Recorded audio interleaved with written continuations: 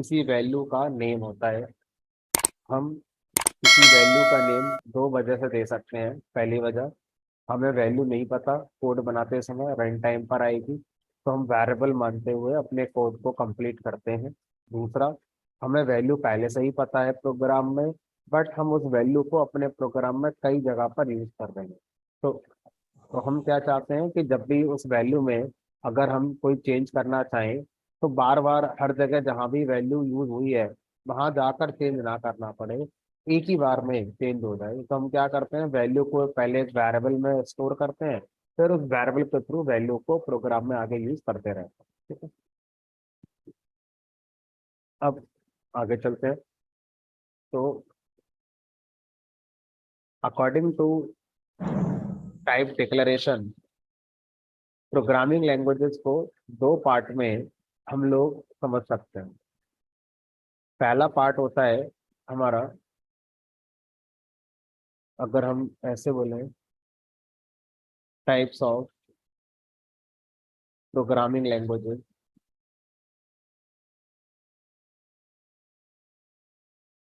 तो दो तरह की प्रोग्रामिंग लैंग्वेजेस हमारी होती हैं अकॉर्डिंग टू डेटा टाइप, है ना। तो टाइप्स ऑफ प्रोग्रामिंग लैंग्वेज, ये जो डिवीजन होगा ये अलग अलग कॉन्टेक्स्ट में हम समझ सकते हैं, लो लेवल हाई लेवल। ठीक है। तो दूसरा डिवीजन आज हम पढ़ रहे हैं डेटा टाइप के कॉन्टेक्स्ट। तो डेटा टाइप के कॉन्टेक्स्ट में टाइप्स ऑफ प्रोग्रामिंग लैंग्वेज पहली होती है स्टैटिकली टाइप प्रोग्रामिंग लैंग्वेज, और दूसरी होती है dynamically typed programming language. Dynamically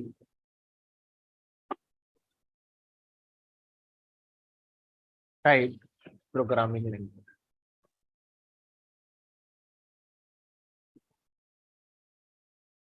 statically typed programming language में programmer is responsible to manage data type of a variable. Programmer is responsible to manage data type in program. Program में जब भी data type की जरूरत पड़ेगी, programmer की responsibility है इस काम को करने की। अरुण, आपको रिकॉर्ड करने की जरूरत नहीं है, मैं रिकॉर्ड करता हूँ सेशन। आई होप आज आपकी पहली क्लास होगी। रिकॉर्डिंग मैं खुद करता हूँ और आपको मिल जाती है क्लास के बाद। कैसे मिलती है, तो आप जो जिसके थ्रू आपने क्लास ज्वाइन करी है उनसे पूछिएगा, वो आपको बता देंगे कैसे मिलेगी रिकॉर्ड।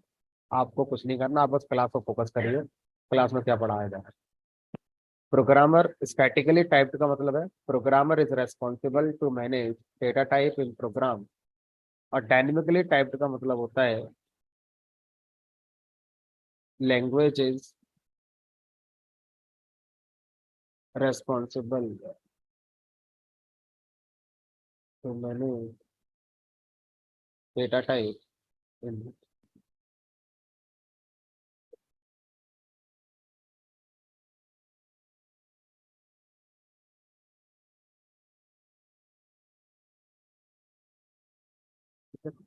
तो अगर हम स्टैटिकली टाइप्ड प्रोग्रामिंग लैंग्वेज पढ़ते हैं, तो प्रोग्रामर की रेस्पॉन्सिबिलिटी है, फॉर एग्जांपल अगर आप एक वेरिएबल बनाना चाहते हैं, लेट अस सपोज एज, तो आपको ये पता होगा कि हम एज वेरिएबल क्यों बना रहे हैं, क्योंकि किसी की एज हमें स्टोर करनी है। अब आपको ये भी पता होना चाहिए कि वो जो एज का वैल्यू होगा वो किस टाइप की है, स्ट्रिंग है, इंटीजर है, फ्लोट है, बूलियन है। तो अगर मुझे पता है कि मैं एज 20, 21, 17, 18 ऐसे रखने वाला हूँ, तो ये सब इंटीजर होते हैं। तो मैंने यहाँ पर एज से पहले लिखना पड़ेगा इंट, तब मैं जाकर यहाँ पर एक इंट को स्टोर कर पाऊंगा।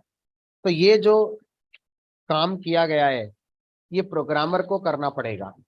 वेरिएबल से पहले आपको बताना होगा कि हमारा जो वेरिएबल है वो किस टाइप की वैल्यू को स्टोर करेगा या अभी कर रहा है। ठीक है।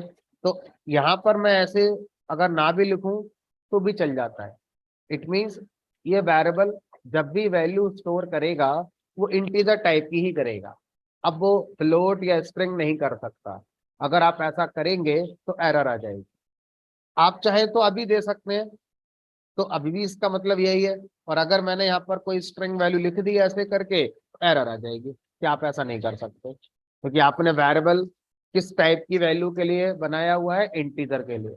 ठीक है। तो यहाँ पर प्रोग्रामर की जो हेडेक है वो थोड़ी ज्यादा होती है।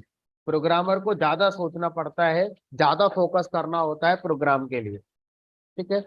अब अगर डायनेमिकली टाइप्ड प्रोग्रामिंग लैंग्वेज है तो उसमें यह कहा जा रहा है कि आप अपना वेरिएबल देखो और उसमें क्या वैल्यू आएगी बस वो देखो। आपको ये बताने की जरूरत नहीं है कि वेरिएबल इंटीजर है या फ्लोट है या कौन है। लैंग्वेज अपने आप देख लेगी कि ये वैल्यू क्या है, उसके हिसाब से अपने आप इस वेरिएबल का टाइप अपने आप डिसाइड कर दिया जाएगा।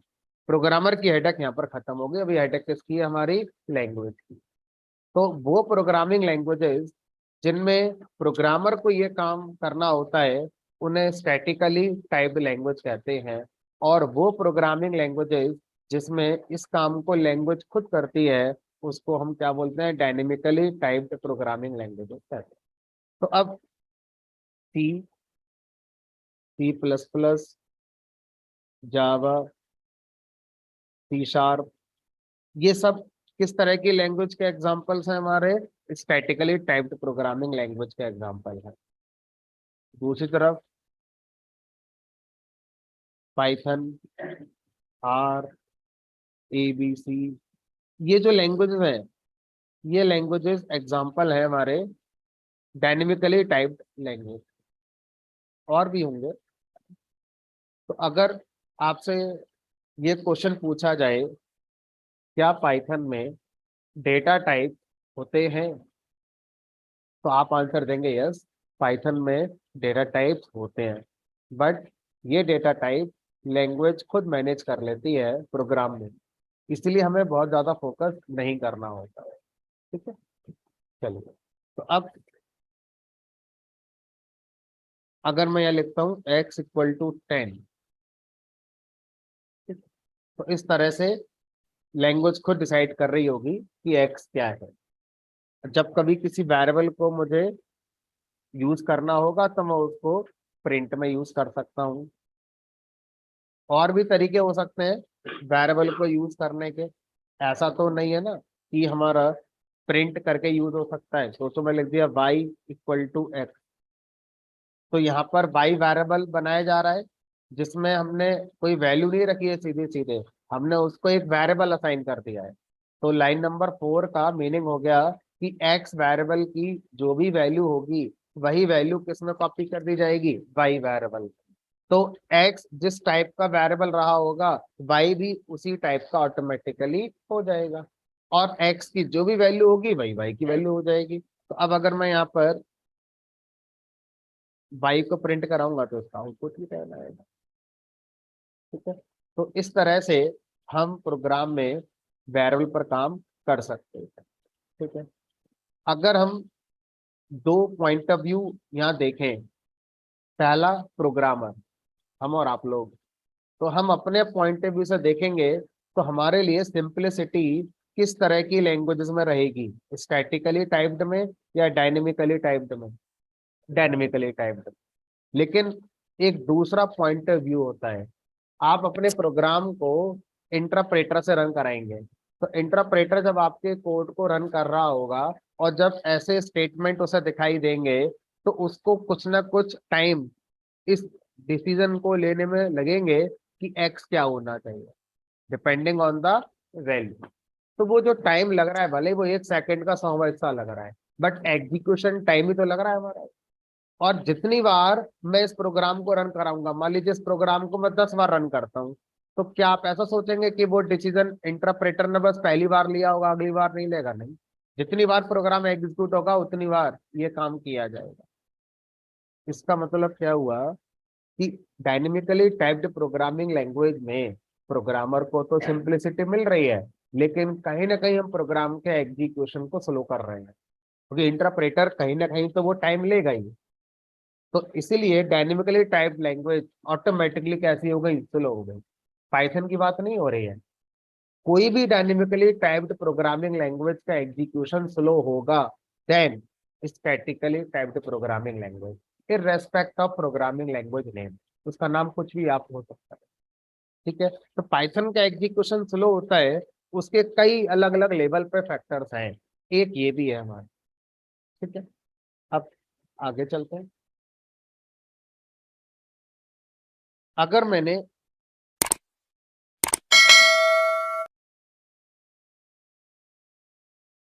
वेरिएबल को ब्रेक कर दिया दो पार्ट में, तो एक वेरी आता है और एक एबल आता है। एबल माने योग्य, किसी के योग्य है आप। वेरी माने जो बदलता रहे, वेरिएबल बदलने योग्य। तो इस टॉपिक का नाम वेरिएबल शायद इसलिए रखा गया होगा क्योंकि ऐसा नहीं होता कि आपने किसी वेरिएबल में अगर एक वैल्यू रख दी है तो throughout execution of program ये वैल्यू यही रहेगी। आप इस वैल्यू को आगे के स्टेटमेंट में बदल सकते हैं। एक्स इक्वल टू, मैंने यहाँ पर 20 कर दिया, उसके बाद प्रिंट कराया। प्रोग्राम का एग्जीक्यूशन सीक्वेंशियली होगा, टॉप टू बॉटम। जिस स्टेटमेंट को रन किया जा रहा है उस स्टेटमेंट पर वेरिएबल की जो भी वैल्यू होती है वो यूज होती है। आगे के स्टेटमेंट में क्या हो रहा है उससे कोई मतलब नहीं होता। तो जब इस लाइन पर एक्स वेरिएबल की वैल्यू को प्रिंट कराया जा रहा है तो इस लाइन तक एक्स की वैल्यू जो भी है वो हमारी यूज होगी। ठीक है, तो हमारा एक्स की वैल्यू क्या आ गई, 10। अब जब मैं इस लाइन को एग्जीक्यूट करूंगा तो इस लाइन पर एक्स की वैल्यू क्या हो चुकी है, सबसे लेटेस्ट वैल्यू जो अपडेट हुई है दैट इज 20। तो यहाँ पर एक्स की वैल्यू क्या आएगी हमारी, 20। अब इसका मतलब ये नहीं है कि 20 ऊपर भी चलेगा, नहीं। एक्स की वैल्यू जब आपने 20 बदली है तो वो इफेक्ट आगे के स्टेटमेंट के लिए होगा, जो प्रीवियस स्टेटमेंट है उनमें इफेक्ट हमारा नहीं है। ठीक है, तो जब इस स्टेटमेंट का एग्जीक्यूशन होगा तो यहाँ पर आउटपुट एक्स का 10 दिखेगा, और जब यहाँ पर एग्जीक्यूशन करेंगे तो इसका आउटपुट हमारा क्या होगा, 20। अब वेरिएबल के नाम से समझ में आया कि वेरिएबल अपनी वैल्यू बदलता है या बदल सकता है। हम कहेंगे तो बदलेगा, नहीं कहेंगे तो नहीं बदलेगा। अब जब बदलता है तो वो किसी भी टाइप की बदल सकता है। मान लीजिए लिख दिया मैंने 1.5, तो अब अगर मैं एक्स को प्रिंट कराऊंगा तो ये 1.5 आएगा यहाँ पर। उसके बाद लिख दिया मैंने एक्स इक्वल टू इंडिया, फिर से प्रिंट कराया, इस बार आ गया एक्स की वैल्यू इंडिया। तो जब वेरिएबल के बारे में कहा गया कि अपनी वैल्यू बदलता है, इट मीन्स ये किसी भी टाइप की वैल्यू को बदल सकता है। ऐसा नहीं है कि पहली बार में एक्स की वैल्यू इंटीजर टाइप की थी तो अब ये बदलेगा तो बदली हुई वैल्यू भी इंटीजर ही होगी। डायनेमिकली टाइप्ड लैंग्वेज में कोई भी वेरिएबल किसी भी टाइप की वैल्यू को बदल सकता है। स्टैटिकली टाइप्ड लैंग्वेज में ऐसा नहीं है। स्टैटिकली टाइप्ड लैंग्वेजेस लाइक सी, सी प्लस प्लस, जावा, वहां पर पहली बार वेरिएबल में जिस टाइप की वैल्यू आई है, अब अगर वो बदलेगा, बदल सकता है, लेकिन वो उसी टाइप की बदलेगा। दैट मीन्स अगर मैं आपको स्टैटिकली टाइप्ड लैंग्वेज लाइक सी पढ़ा रहा होता तो ये तो सही है, लेकिन ये स्टेटमेंट गलत हो जाएगा, ये स्टेटमेंट गलत हो जाएगा। क्यों? क्योंकि आपने पहली बार ही बता दिया होगा कि एक्स किस टाइप की वेरिएबल स्टोर करेगा, इंटीजर। थ्रू आउट प्रोग्राम अब ये इंटीजर ही स्टोर करेगा। अब आप इसको दोबारा बना भी नहीं सकते। आप सोचो चलो एक काम करते हैं, यहाँ पर दोबारा बता देते हैं, एरर आ जाएगी। एक प्रोग्राम में एक वेरिएबल एक ही बार बताया जा सकता है कि वो क्या है, इंटीजर है या फ्लोट है, बार बार नहीं बताते हैं। ठीक है, तो इस तरह से सी में ये चीजें नहीं करने को मिलेंगी। पाइथन या कोई भी डायनेमिकली टाइप लैंग्वेज में एक वेरिएबल अपनी वैल्यू कितनी बार बदल सकता है और किसी भी टाइप की वैल्यू को वो बदल सकता है। ठीक है।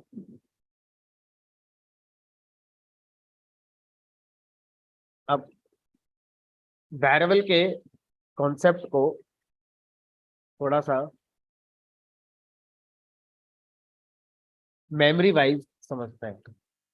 देखिए, जब हम अपने प्रोग्राम को एग्जीक्यूट करते हैं, इमेजिन कर लीजिए ये हमारा कंप्यूटर है, ठीक है।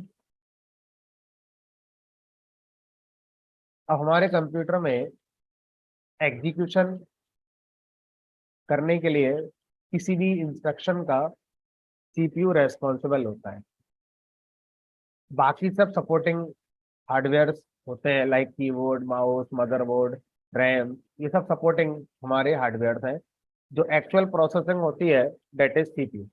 इट इज लाइक एक ह्यूमन को अगर हम विजुलाइज करें तो ह्यूमन के अंदर हाथ, पैर, नाक, सब चीजें होती हैं, बट जो प्रोसेसिंग इंसान करता है, सोचता है, वो ब्रेन से सोचता है।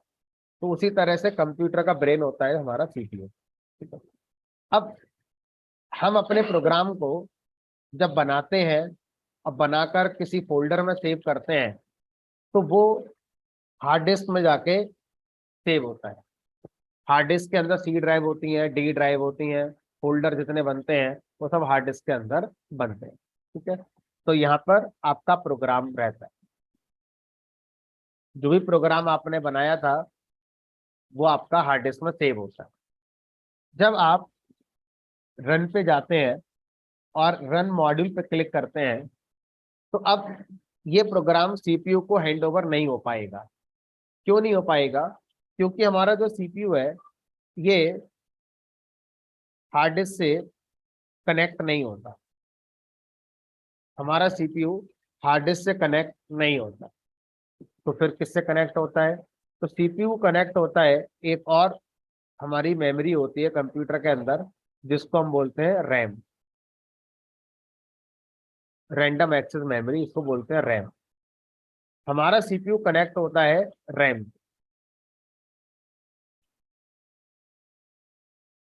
तो अगर कोई भी प्रोग्राम आप रन करना चाहते हैं तो आपको उसे रैम के अंदर लाना होगा।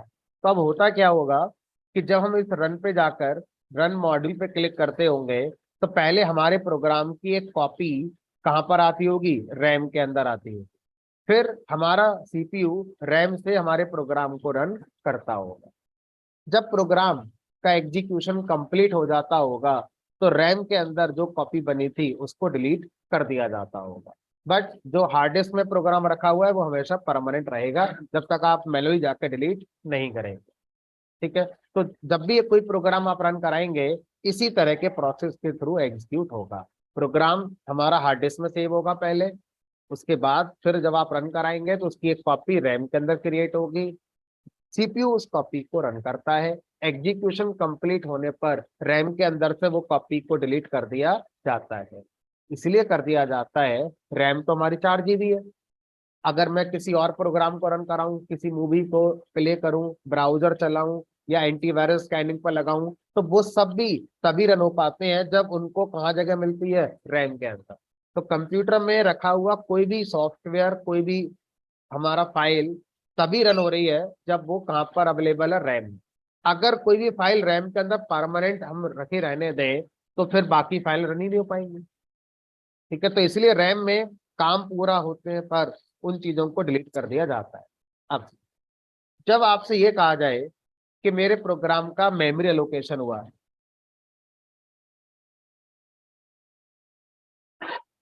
मेरा प्रोग्राम ने मेमोरी कंज्यूम करी, प्रोग्राम का मेमोरी एलोकेशन हुआ, तो इस मेमोरी शब्द में साइलेंट होता है रैम, जो कि ना बोला जाता है ना बताया जाता है। लेकिन हमें नॉलेज होनी चाहिए कि जब हमारा प्रोग्राम के बारे में ये शब्द बोला जा रहा है कि मेरे प्रोग्राम का मेमोरी लोकेशन हुआ है, दैट मीन्स वो रन टाइम मेमोरी की बात हो रही है, दैट इज रैम मेमोरी की बात हो रही है कि रैम में मेरे प्रोग्राम का एलोकेशन हो रहा है, ठीक है। अब अगर मैं इस रैम को बाहर निकाल दूं, सिर्फ रैम को ही आपको दिखाऊं,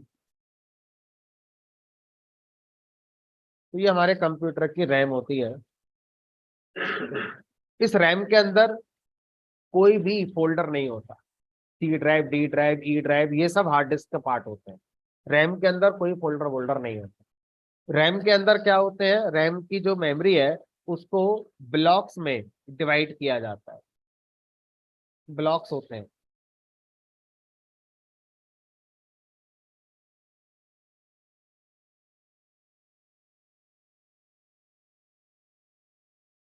इस तरह के कई सारे ब्लॉक्स होते हैं।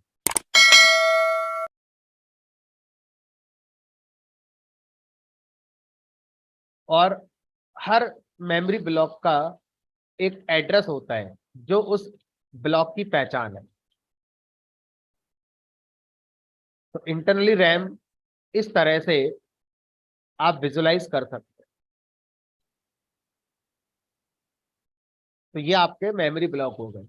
ये पहला मेमोरी ब्लॉक हो गया रैम में, ये दूसरा हो गया, ये तीसरा, ये चौथा, ये पांचवा, ये छठा। तो इस तरह से लाखों करोड़ों हमारे मेमोरी ब्लॉक होते हैं। ठीक है।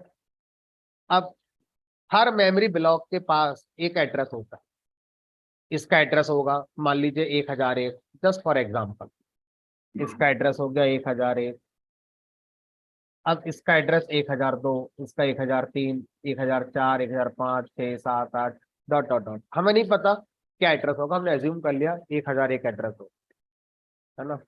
तो ऐसे मान लो जैसे ये अर्थ है, इस अर्थ पर कोई भी चीज अगर है तो उसका लैटिट्यूड लॉन्गिट्यूड तो होगा। भाई गूगल मैप कैसे काम कर रहा है, गूगल मैप में हर चीज दुनिया का अर्थ की अवेलेबल है। कैसे अवेलेबल है, क्योंकि मैप में जो भी चीजें हैं उन सबका जियो लोकेशन अवेलेबल है, जियो एड्रेस अवेलेबल है। तो जियो एड्रेस क्या होता है हमारा, लैटिट्यूड और लॉन्गिट्यूड होता है। ठीक है। तो उसी तरह से मान लो रैम के अंदर हर मेमोरी ब्लॉक का एक न्यूमेरिक एड्रेस होता है। अब जब हम वेरिएबल की बात करते हैं तो अब हम स्पेसिफिक हो जाते हैं, पूरे प्रोग्राम को नहीं हम कंसीडर कर रहे, हम प्रोग्राम के अंदर जो वेरिएबल होता है सिर्फ इसको कंसीडर कर रहे हैं। ठीक है। तो वेरिएबल का और उसकी वैल्यू का मेमोरी लोकेशन कैसे होता होगा वो समझेंगे। तो जब ये स्टेटमेंट का एग्जीक्यूशन होगा तो ये जो वैल्यू है 10, इसको कहीं एक मेमोरी ब्लॉक मिल गया होगा। मान लीजिए ये 10 को मेमोरी ब्लॉक मिल गया। अब ये कौन सा मिलेगा रैम में, ये हमारे और आपके हाथ में नहीं है। इंटरप्रेटर इस काम को ऑपरेटिंग सिस्टम के साथ मिलकर करता है।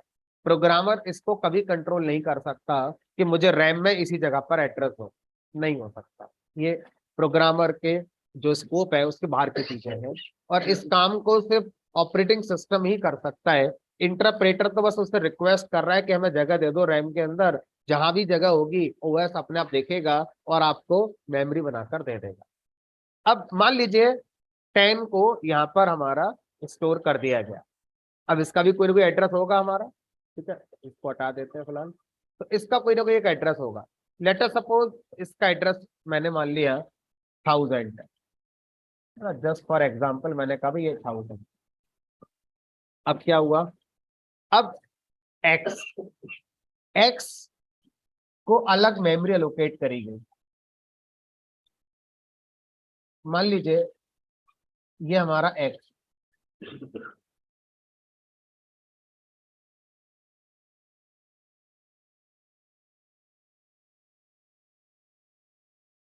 ये मेमोरी एक्स के लिए एलोकेट कर दी गई। अब इसका भी कोई एड्रेस होगा, लेटर सपोज 2000। अब जो एक्स है वो इस मेमोरी ब्लॉक के अंदर वैल्यू नहीं बनेगा, क्योंकि वैल्यू हमेशा न्यूमेरिक होती है। वैल्यू हमेशा न्यूमेरिक होगी या स्ट्रिंग टाइप होगी। ठीक है। तो एक्स क्या रहा, एक्स को इस मेमोरी का नाम दे दिया जाएगा कि इस मेमोरी ब्लॉक का नाम क्या है, एक्स, है ना। जैसे आगरा में एक जगह है जहाँ लोग घूमने जाते हैं, तो उसका एक एड्रेस है लैटिट्यूड लॉन्गिट्यूड, उसका नाम भी है ताजमहल। दिल्ली में ऐसी बहुत सी जगह है जिनका एड्रेस है, उनका नाम भी तो है। तो अगर कोई चीज फेमस है तो उसका एक नाम हो जाता है।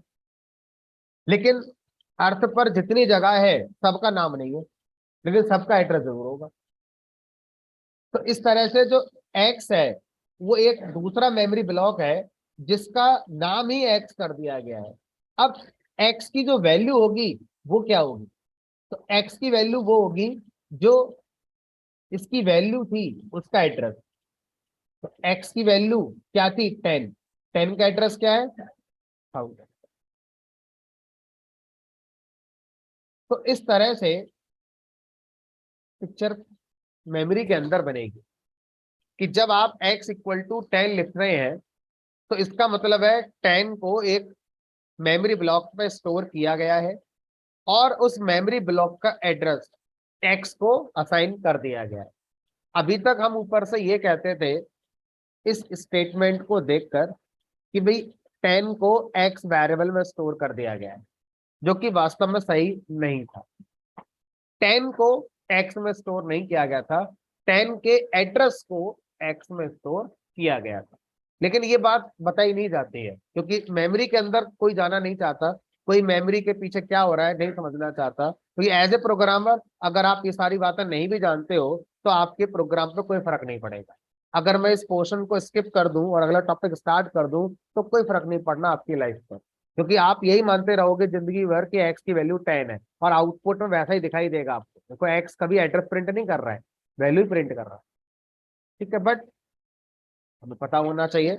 तो अब अगर हम x इक्वल टू 10 लिखते हैं तो x के पास 10 नहीं होता, 10 अलग मेमोरी में स्टोर होता है और 10 जिस मेमोरी में स्टोर हुआ है उसका एड्रेस हमारा x के पास होता है। ठीक है, अब इस पूरी पिक्चर को अगर मैं और ज्यादा शॉर्ट करके दिखा दूं तो मैं बस ऐसा कह सकता हूं कि जब आप x इक्वल टू 10 लिखेंगे तो ये एक मेमोरी ब्लॉक है जहाँ पे 10 आया और 10 का जो एड्रेस है वो किसके पास चला गया x के।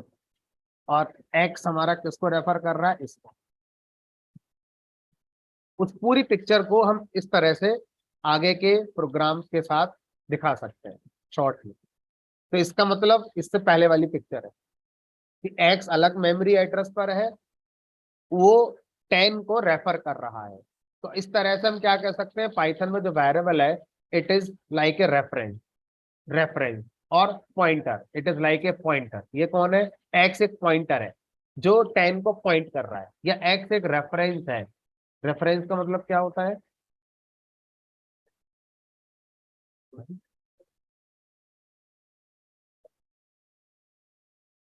अरे रेफरेंस का हिंदी मीनिंग क्या होता है। बीटेक पूरी हो गई नौकरी नहीं लगी, क्या ढूंढोगे। रेफरेंस का मतलब होता है जरिया, माध्यम, जिसके थ्रू आप कहीं पहुंच पाते हैं उसे रेफरेंस कहते हैं। क्योंकि मेरा तो रेफरेंस है, मैं उनके थ्रू आया हूँ, मैं उनके माध्यम से आया हूँ, उनके जरिए आया हूँ। समझ रहे हो। तो एक्स एक माध्यम है, एक जरिया है कहाँ तक पहुंचाने का, 10 तक पहुंचाने का। इसलिए एक्स को क्या बोल सकते हैं, रेफरेंस। ठीक है, या एक्स 10 को पॉइंट कर रहा है इसलिए कौन है ये, पॉइंटर। तो पाइथन के अंदर अगर हम मेमोरी में जाके देख कर आते हैं तो वेरिएबल की डेफिनेशन क्या रहेगी, ए वेरिएबल इज अ रेफरेंस और पॉइंटर टू ए मेमोरी। और अगर हम मेमोरी में नहीं जाते हैं, कोडिंग पे रहते हैं, तो वेरिएबल की डेफिनेशन क्या है, ये variable is a name given to a value. दोनों डेफिनेशन सही है। कोडिंग करने के लिए जो कल बताई थी डेफिनेशन परफेक्ट है एकदम। और अगर हम मेमोरी के पॉइंट ऑफ व्यू से डिफाइन करें वेरिएबल को तो वो डेफिनेशन सही नहीं है। फिर आज वाली डेफिनेशन सही है, ये वेरिएबल एज ए पॉइंटर और reference to a memory block. ठीक है, तो लिख लेते हैं, from memory point of view a variable is a reference और पॉइंटर टू।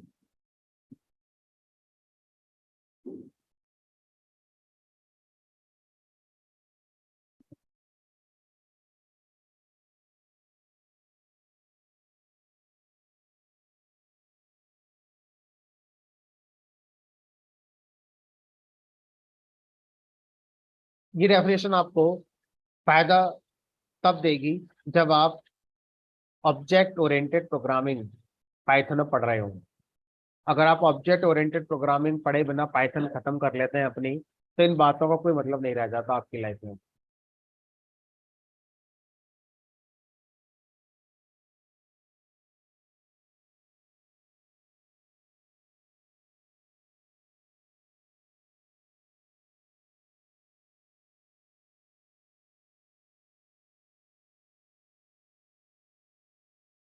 इन बातों को जो मैंने अभी बताया है थोड़ा सा प्रैक्टिकली मैं आपको करके दिखाने की कोशिश करूंगा।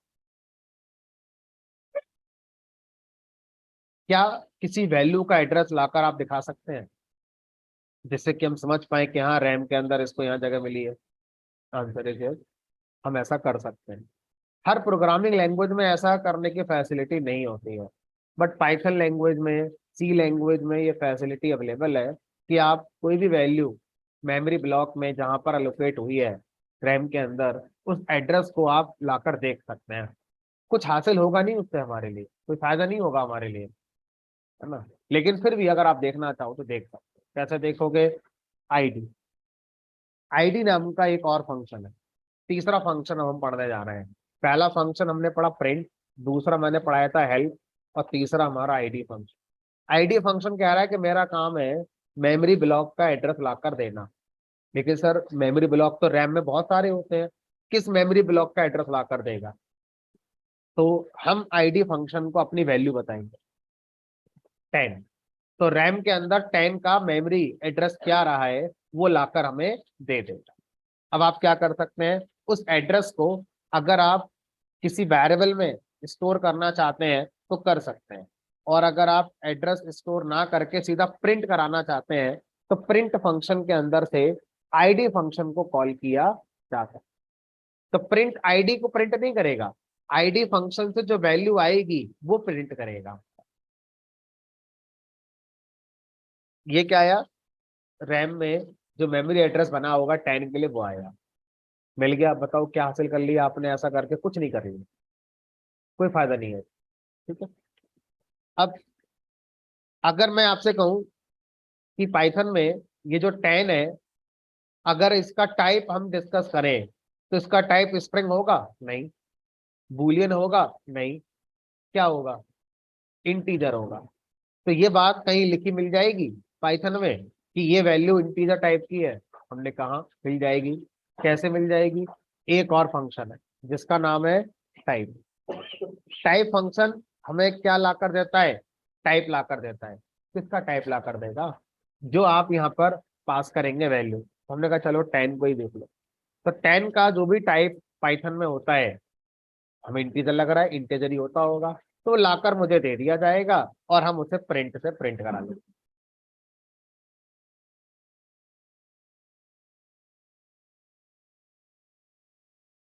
टाइप का है क्लास इंट। तो क्लास वर्ड को अभी आप इग्नोर करो, इस वर्ड को आप फोकस मत करो, आप बस इसको फोकस करो।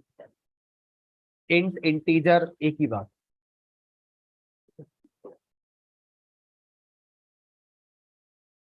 अब अगर मैं वैल्यू को किसी वेरिएबल में स्टोर कर देता हूं तो क्या ये दोनों फंक्शन वेरिएबल के साथ यूज हो सकते हैं? कि वेरिएबल का टाइप बताओ और वेरिएबल का एड्रेस बताओ, है ना? तो यूज तो होते हैं, लेकिन ये करते क्या है ये जानना बहुत जरूरी है। जब आप आईडी फंक्शन को कोई वेरिएबल देते हैं तो उस वेरिएबल का जो मेमोरी एड्रेस होगा वो लाकर नहीं देगा। वो वेरिएबल जिस वैल्यू को रेफर कर रहा है उस वैल्यू का ही एड्रेस लाकर दे देता है। फिर तो समझेंगे। तो अगर मैं इस पिक्चर को आपके सामने दोबारा लेकर आऊं,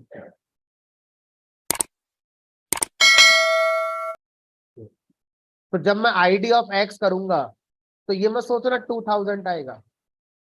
आईडी ऑफ 10 करूंगा तब भी 1000 आएगा, आईडी ऑफ एक्स करूंगा तब भी 1000 आएगा।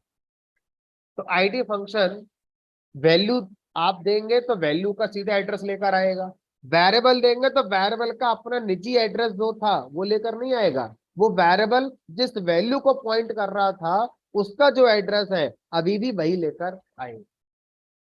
तो सर वेरिएबल का अपना जो निजी एड्रेस होता है वो हम कभी नहीं देख सकते, वो हम कभी नहीं देख सकते। पाइथन में ऐसा कोई तरीका नहीं है कि जो वेरिएबल होते हैं उनका अपना जो खुद का एड्रेस होता है वो हम पता कर पाए।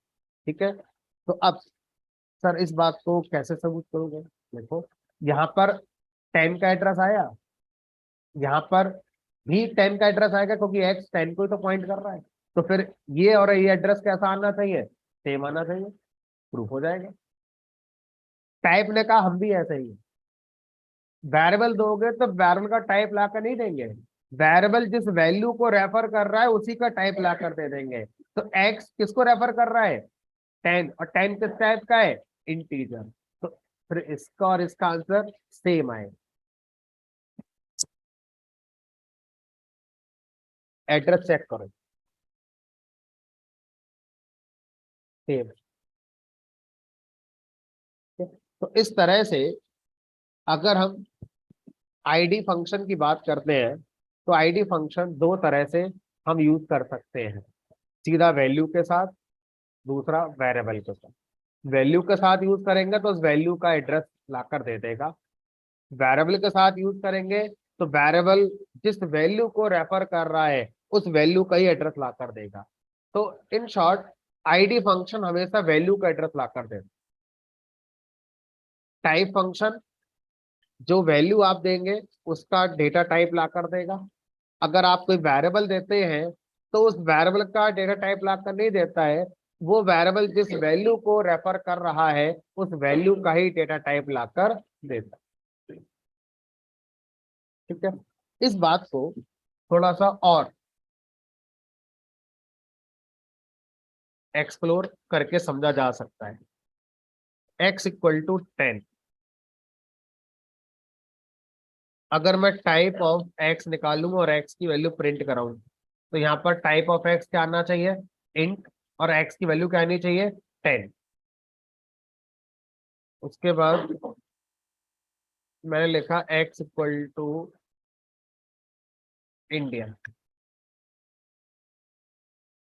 अब टाइप ऑफ x क्या आना चाहिए, स्ट्रिंग, और x की वैल्यू क्या आनी चाहिए।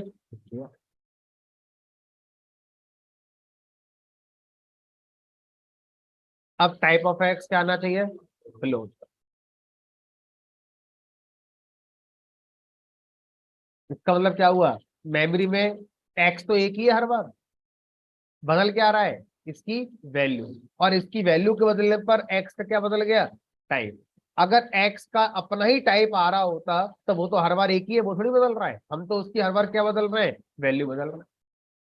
तो ये छोटा सा प्रोग्राम इस बात को प्रूव कर रहा है कि जब टाइप किसी वेरिएबल के साथ लगाया जाता है तो वेरिएबल अपनी वैल्यू का एड्रेस, वैल्यू का टाइप देता है, ना कि अपना खुद का टाइप देता है।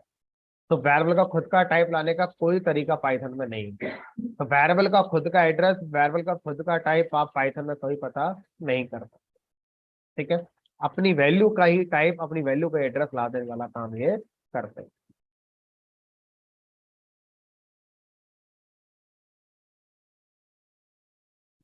अब पाइथन में वैल्यू और वेरिएबल के साथ तीसरा पॉइंट क्या है उसको समझते हैं। तीसरा पॉइंट, पहला पॉइंट क्या था, वेरिएबल की डेफिनेशन, वेरिएबल क्या होता है, क्यों पढ़ते हैं। दूसरा पॉइंट क्या था, वेरिएबल को मेमोरी में जाके समझना, आईडी और एड्रेस, ये टाइप वगैरह समझना। हो गया। अब तीसरा पॉइंट क्या है वेरिएबल के बारे में, वो देखते हैं।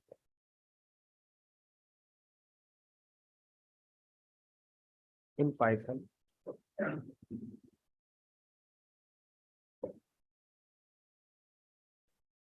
Integer, float, string, boolean, values are immutable. Python के अंदर इंटीजर, फ्लोट, स्ट्रिंग, बूलियन, ये चार वैल्यूज जो अभी तक हम जानते हैं ये हमारी इम्यूटेबल होती हैं।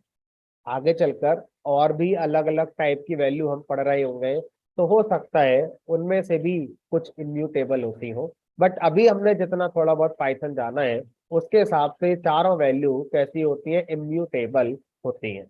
अब सर इम्यूटेबल का मतलब क्या होता है, इम्यूटेबल का मतलब बड़ा आसान है, हमारी लाइफ में खुद आया है, 2 साल पहले आया था अच्छे से, है ना। जब कोविड का दौर आया था तो हम क्या बोलते थे कि कोविड का जो वायरस है वो म्यूटेट हो रहा है। म्यूटेट मतलब बदल रहा है, चेंज हो रहा है। तो इम्यूटेट का मतलब क्या हुआ, जो चेंज ना हो। तो यही तो साइंस है यहाँ पर। इम्यूटेबल का मतलब होता है जो ना बदले। ठीक है, तो आसान भाषा में लिख देते हैं इसे, अनमॉडिफाइड। तो पाइथन में जो integer, float, string, boolean values होती हैं, एक ऐसी होती हैं अनमॉडिफाइबल होती हैं। दैट मीन्स एक बार प्रोग्राम में इन वैल्यूज को जब लाया गया, तो जब तक प्रोग्राम एग्जीक्यूट हो रहा है ये वैल्यू बदलेगी नहीं, और जब प्रोग्राम टर्मिनेट हो जाएगा तो वैल्यू का जो मेमोरी ब्लॉक है वो डिलीट कर दिया जाएगा। लेकिन ड्यूरिंग एग्जीक्यूशन ऑफ प्रोग्राम हमारी वैल्यू को आप बदल नहीं सकते हैं। ठीक है, इस बात को मैं प्रोग्राम के थ्रू समझाता हूँ। x इक्वल टू 10, तो x की वैल्यू क्या आ गई हमारी, 10 आ गई। इसकी पिक्चर बनाते हैं, ये 10, ये x। तो ना बदलने वाली प्रॉपर्टी इसके पास है, ये इम्यूटेबल। ठीक है, फिर मैंने क्या करा, यहाँ पर x प्रिंट कराया, और x जिस वैल्यू को रेफर कर रहा है उसका एड्रेस प्रिंट कराया, आ गया, कोई दिक्कत नहीं। मैं लिखा x इक्वल टू 20।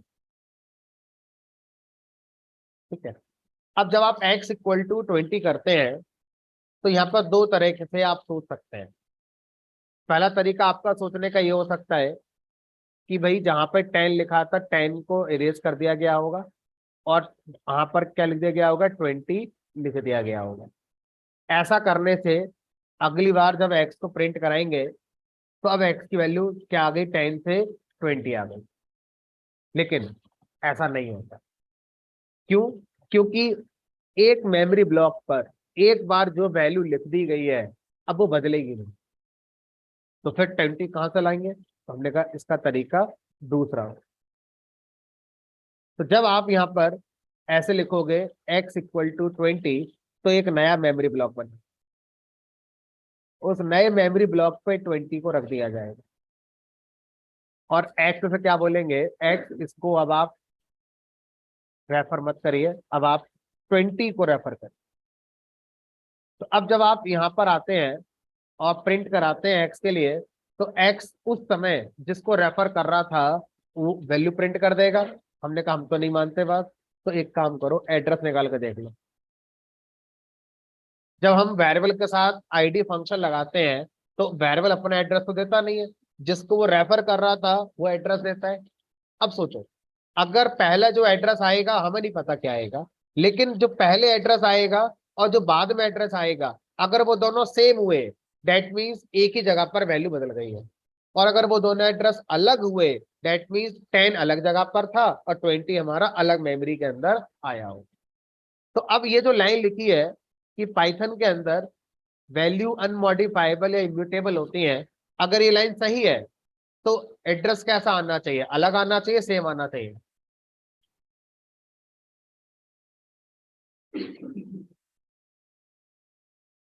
लास्ट के 3 डिजिट देखो एड्रेस में, 232 और यहाँ 552। ठीक है, इसका मतलब क्या हुआ कि बिहाइंड द सीन क्या हुआ होगा, इस तरह की चीजें हमारी हुई हैं। ठीक है, तो पाइथन के अंदर जितनी भी वैल्यूज होती हैं जो अभी तक हमने पढ़ी हैं, मैं ये नहीं कह रहा कि पूरी पाइथन में जितनी वैल्यूज आती होंगी सारी की सारी ऐसी हैं। अभी तक हमने जितना पढ़ा है, इंटीजर, फ्लोट, स्ट्रिंग, बूलियन, ये चारों तरह की वैल्यूज पाइथन में कैसी होती हैं, इम्यूटेबल होती हैं। और जब आप इन वैल्यू को बदलते हैं तो वास्तव में ये उसी मेमोरी ब्लॉक पर नहीं बदलती हैं, एक नया मेमोरी ब्लॉक बना दिया जाता है जहां पर वो नई वैल्यू हमारी स्टोर हो जाती है। और जो वेरिएबल है उसको अब हम पुराने वाले से डी रेफरेंस करके नए वाले पर रेफरेंस करा देते हैं। ठीक है, तो इस तरीके से हमें लगता है कि हमने वेरिएबल की वैल्यू को बदल दी। ठीक? अब ऐसा करके पाइथन को फायदा क्या हुआ, क्योंकि हमें तो नुकसान लग रहा है, मेमोरी वेस्ट नहीं कर दी। अगर 10 की जगह पर ही 20 कर देते इरेज करके उसे, तो थोड़ी मेमोरी नहीं बच जाती हमारी। तो रैम का सही से यूटिलाइजेशन कहाँ हो पा रहा है, तो हम तो चाहेंगे, हमारे पास 4 GB 8 GB रैम ही तो है बस, तो हम तो चाहेंगे उसके एक एक ब्लॉक को यूटिलाइज करें अच्छे से, है ना। तो यहाँ पर पाइथन का जो तरीका है वो शायद हमें सही नहीं लग रहा होगा कि ऐसा पाइथन को नहीं करना चाहिए था। वैल्यू को हमारा म्यूटेबल बनाना चाहिए था और उसी जगह पर चेंज करा देना चाहिए था। कोई बात नहीं, आगे बढ़ते हैं। और पाइथन का एक चौथा पॉइंट रिगार्डिंग वेरिएबल समझते हैं। चौथा पॉइंट यह है कि अगर मल्टीपल वेरिएबल्स में सेम वैल्यू आप असाइन करते हैं तो वो शेयर होती हैं। क्या मैं कहना चाह रहा हूं, इसको एक अलग प्रोग्राम से समझ।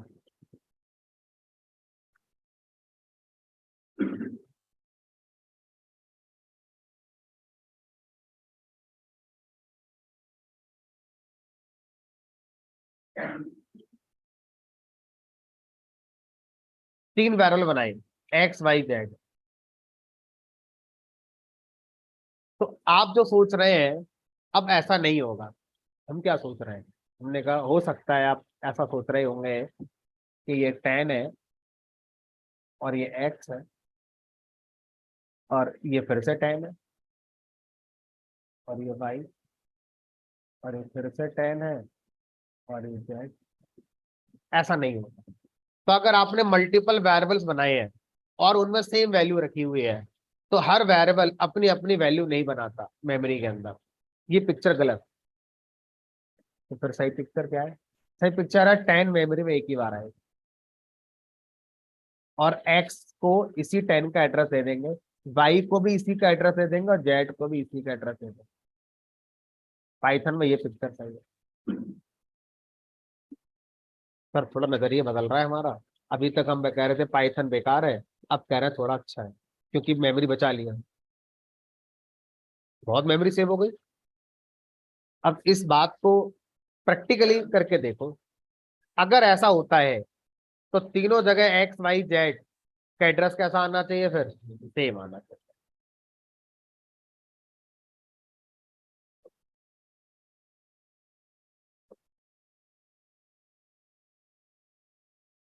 अब इसको थोड़ा लार्ज स्केल पे सोचिए। एक यूनिवर्सिटी के अंदर 1 लाख स्टूडेंट पढ़ते हैं। अब मैं अपने प्रोग्राम में 1 लाख स्टूडेंट के लिए उनकी जो एज है वो दिखाना चाहता हूँ। तो मेरे पास 1 लाख वैल्यूज है और हर वैल्यू एक एज को रिप्रेजेंट कर रही है। तो ऐसा बिल्कुल हो सकता है कि 10,000 स्टूडेंट ऐसे होंगे जिनकी एज 20 होगी। तो मेरे प्रोग्राम में 1 लाख वैल्यूज है, उनमें से 10,000 वैल्यूज 20 20 20 ऐसे करके। अगर मैं वो प्रोग्राम पाइथन में बना दूं तो 20 को मेमोरी में कितनी बार लोकेट किया जाएगा? एक बार। और यही प्रोग्राम आप सी में बना दो, जावा के अंदर बना दो, हर किसी की अपनी अपनी वैल्यू होती। सी और जावा में ये बात नहीं चलती, कैसे शेयर करेंगे? अगर ये प्रोग्राम 1 लाख वैल्यूज है, 10,000 वैल्यूज उनमें से 20 है, सी में बना दो, 20 20 20 मेमोरी में 10,000 बार आ जाएगा। तो यहां पर अगर आप देखोगे तो आपको लगेगा नहीं पाइथन बढ़िया है। ठीक है, तो पाइथन के अंदर, इन पाइथन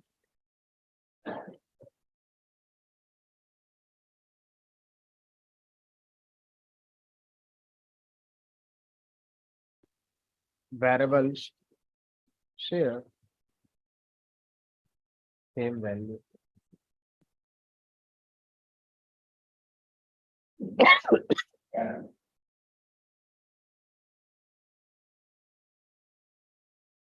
तो ये लाइन और ये इसका प्रोग्राम। अब इससे पहले वाला जो पॉइंट था उसको अब दोबारा से समझेंगे। पाइथन ने कहा था कि हमारे यहाँ वैल्यू इम्यूटेबल होती है। हमने बात पाइथन की मान ली, लेकिन समझ में नहीं आई कि ऐसा करके पाइथन ने हासिल क्या करा।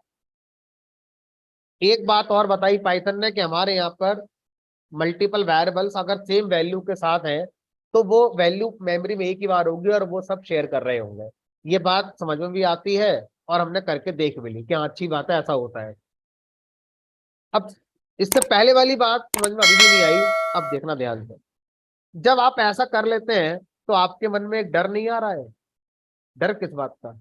हमने कहा मान लो बाई ने कहा 20, तो अब ये जो 10 है ये क्या हो जाएगा? 20। एक्स बोलेगा मुझे क्यों 20 चाहिए, मुझे जेड बोलेगा मुझे 20 नहीं चाहिए, ये तो वाई कह रहा है तो वाई को दे दो, हमें तो 10 ही रखो। लेकिन जब एक ही जगह पर 10 है और वहां जाके 20 करोगे तो जितने लोग वहां पर आ रहे थे सबको चेंज मिलेगा, सीधी सी बात है। तो ये तो गलत हो जाएगा फिर, तो शेयर मत कराओ। फिर बुक कराना जरूरी है, मेमोरी बचानी है। तो फिर क्या तरीका निकालें कि शेयर भी हो जाए और अगर कोई बदले तो बाकियों को चेंज मिले भी ना। तो इसलिए इससे पहला वाला पॉइंट बनाया गया कि वैल्यू बदलेगी नहीं। क्यों? क्योंकि हमें वैल्यू को शेयर कराना है। अगर वो बदल गई तो फिर शेयर नहीं करा पाएंगे। एक बदलेगा सबको चेंज मिल जाएगा। तो क्या करा, जब आप वाई से कहेंगे वाई वैल्यू 20 कर दो, तो यहां तो चेंज होगा ही नहीं क्योंकि वैल्यू कैसी है, इम्यूटेबल है। एक नया मेमोरी ब्लॉक बनेगा, वहां पे 20 आ जाएगा। और वाई से क्या बोलेंगे, इसे छोड़ो, इधर आओ। एक्स और जेड अभी वहीं पर लगे रहेंगे 10 के पास, वाई को जो चाहिए था हमने उसको दे दिया। अब एक काम करो, इस बात को करके देखो।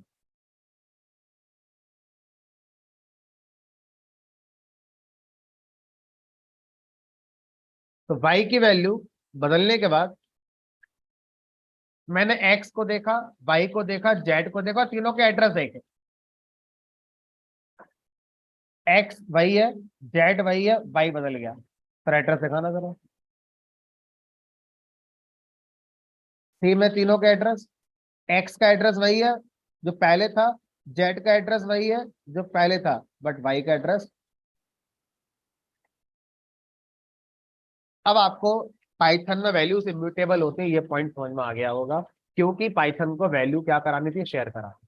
जो चीज शेयर करानी है तो सबसे पहला रूल क्या होना चाहिए, उसको बदलने से रोको। क्योंकि अगर आप उसे शेयर कराओगे 4 लोगों को, किसी एक ने बदल दी तो सबको चेंज मिलेगा, फिर रोको इसे बदलने से। तो क्या कर, हमने कहा वैल्यू बदलेगी नहीं। अब कोई बदलेगा तो उसे मना भी नहीं करेंगे कि एरर आ गई, उससे बोलेंगे आपने बदली, आप अब यहाँ आ जाओ, इसे छोड़ दो। तो वो भी खुश, उसे जो चाहिए था वो मिल गया और हमारा ऑप्टिमाइजेशन मेमोरी का। तो इस तरह से पाइथन के अंदर वेरिएबल के बारे में ये सारी बातें हो जाती हैं।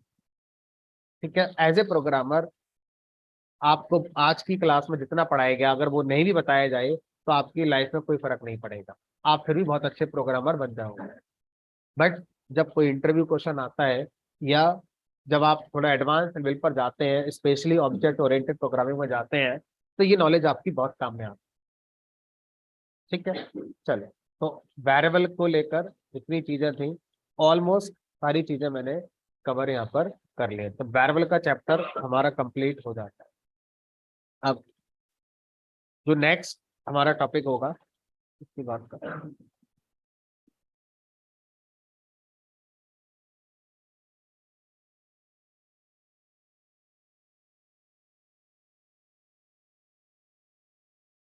Operators.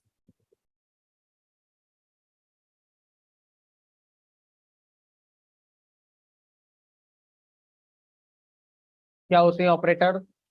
Operators are symbols and sometimes keywords that perform mathematical or logical operation। ठीक है, क्या बोला मैंने?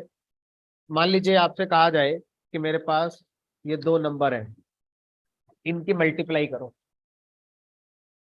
तो कैसे करोगे मल्टीप्लाई? एक मैथमेटिकल ऑपरेशन है। अब मैंने कहा इन 2 नंबरों को कंपेयर करो, छोटा कौन है बड़ा कौन है, कंपैरिजन करना है। कैसे करोगे कंपैरिजन? तो प्रोग्रामिंग में आप कोई मैथमेटिकल ऑपरेशन या कंपैरिजन ऑपरेशन जब करते हैं तो उनको करने के लिए जो टॉपिक बनाया गया है उसका नाम होता है ऑपरेटर। तो ऑपरेटर का पर्पस होता है प्रोग्राम के अंदर गणित वाले ऑपरेशन करना, जो फंडामेंटल गणित होती है, जोड़ना, घटाना, गुणा करना, भाग करना, पावर निकालना, है ना, उनको परफॉर्म करना। और कंपैरिजन करना, छोटा बड़ा बराबर, ये सारे जो ऑपरेशंस होते हैं ये सब हमारे किससे होते हैं, ऑपरेटर्स के थ्रू होते हैं। ऑपरेटर्स क्या कर रहे हैं हमारे लिए? ऑपरेटर्स परफॉर्म मैथमेटिकल कंपैरिजन और लॉजिकल ऑपरेशन। तो ऑपरेटर्स क्या करते हैं? मैथमेटिकल कंपैरिजन, लॉजिकल ऑपरेशंस को परफॉर्म करने वाला काम करते हैं। Represented by symbol and keyword. तो कुछ सिंबल्स हैं जिनको ऑपरेटर कहते हैं और कुछ कीवर्ड भी हैं जिनको ऑपरेटर कहा गया है। ठीक है, अब यहां पर मैं एक वर्ड लिखूंगा अभी। वो वर्ड क्या है वो मैं बता देता हूं। मान लीजिए मैं आपसे कहूं, मैंने लिखा 10+2। तो इसमें प्लस कौन है? ऑपरेटर। प्लस एक सिंबल है, लेकिन टेक्निकल शब्द में अगर बोले तो वो एक ऑपरेटर। 10 और 2 क्या है? वैल्यू, जिनको हमें सम करना। अगर मैं लिख दूं x+y, तो सर प्लस तो अभी भी ऑपरेटर है, लेकिन x और y इस बार कौन है? वेरिएबल। अगर मैं ऐसे लिख दूं 10+2 ब्रैकेट में +2+4, तो इस वाले प्लस को फोकस अगर मैं करूं तो ये ऑपरेटर हो गया। और इसके ये दो क्या कहलाएंगे? एक्सप्रेशन। इस बार ये दो कौन है? एक्सप्रेशन ही तो है। अभी एक्सप्रेशन और भी बड़ा हो सकता था। तो अभी बताओ, ऑपरेटर अपना ऑपरेशन जो परफॉर्म करता है वो किस पर करता है? वैल्यू पे भी कर सकता है, वेरिएबल पे भी कर सकता है, और एक्सप्रेशन पे भी कर सकता है। इन तीनों को एक कॉमन वर्ड अगर देना हो तो कॉमन वर्ड का नाम होता है ऑपरेंड्स। ठीक है, ऑपरेंड एक कॉमन वर्ड है। ऑपरेंड मींस वैल्यू हो सकती है, वो वेरिएबल हो सकता है, या कोई एक्सप्रेशन हो सकता है। तो operators perform operations on operands. Operand can be A value और वेरिएबल और एक्सप्रेशन।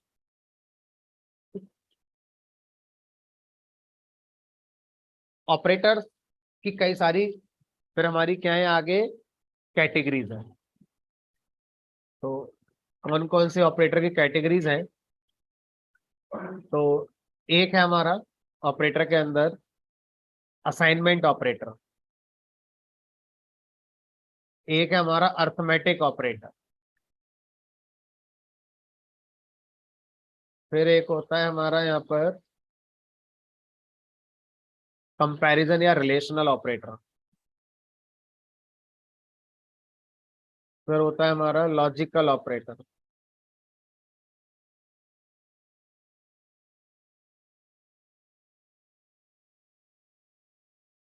फिर उसके बाद बिटवाइज ऑपरेटर,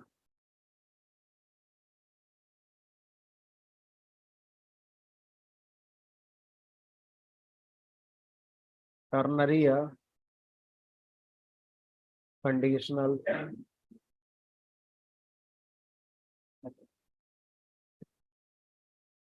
और भी है ना, इतने से बात खत्म नहीं हो जाती, और भी होते हैं। तो ये हमारे ऑपरेटर्स जनरली वो मैंने लिखे हैं जो हम डे टू डे कोडिंग में यूज करेंगे, बाकी और भी होते होंगे। Arithmetic operators, assignment operators, comparison operators, logical operators, bitwise operators, और लास्ट वन इज टर्नरी या कंडीशनल ऑपरेटर।